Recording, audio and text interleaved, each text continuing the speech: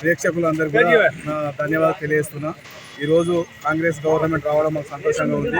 ఈ పాలకుర్తి కాన్స్టిట్యూన్సీలో ఎన్నో రోజుల నుంచి ఎదురు చూస్తున్న ఎమ్మెల్యే కూడా ఈ పాలకుర్తి కాన్స్టిట్యూన్సీలో గెలవడం నాకు హ్యాపీగా ఉన్నది. రేపు ఏదైతే కాంగ్రెస్ గవర్నమెంట్ ఏదైతే 6 స్కీములు పెట్టిందో అది అన్ని విధాలుగా ప్రజలకు అందే విధంగా ప్రజల వద్దనే పరిపాలన రేవంత్ రెడ్డి ఏదైతే పెట్టాడో అది అందరికీ అర్హులందరికీ కూడా అందే విధంగా మేము ప్రయత్నం చేస్తాం. ఈ రేపు కాంగ్రెస్ ప్రభుత్వం ఏదైతే ఇచ్చిందో హామీలు 100% నెరవేరుస్తామని తెలియజేస్తాం. కుమారస్వామి, నేను పాలకుర్తి మండల కాంగ్రెస్ ప్రెసిడెంట్.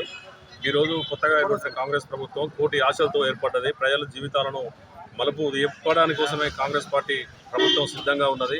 ఇవాళ గ్రామాలలో ప్రజాపాలన పెట్టి బ్రహ్మాండమైన పూర్వ సందర్భం వస్తుంది కాబట్టి ప్రతి పేదవాడికి మా పార్టీ ప్రభుత్వం నుంచి తప్పకుండా సాయం చేస్తారని తెలియజేస్తుంది.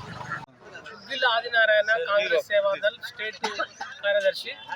రేవంత్ రెడ్డి గారి ప్రభుత్వం 6 గ్యారెంటీలలో 2 గ్యారెంటీలు ఆల్రెడీగా ఫిలప్ చేయడం జరిగింది.